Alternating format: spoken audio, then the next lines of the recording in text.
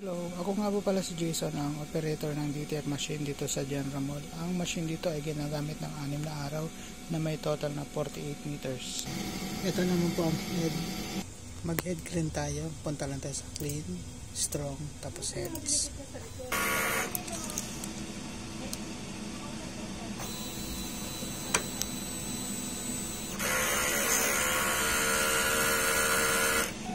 Pagkatapos mag-head clean, wag natin kalimutan punasan ang rubber wiper natin. Yan. Ito naman ang result ng nozzle check.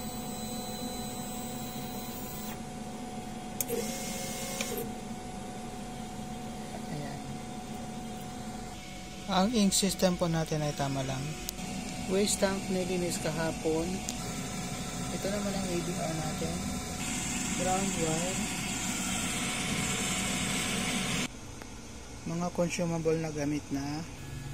Ito naman po ang mga hindi pa nagagamit. Ito naman sa baba mga DTF film natin. Ito po yung gamit na. Ito po yung hindi pa.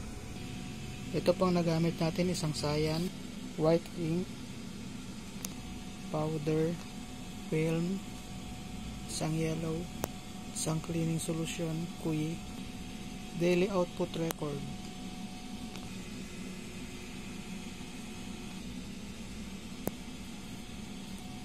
Ito naman ang monthly checklist monitoring. Ito naman ang ating daily checklist monitoring. Yan lang po, salamat.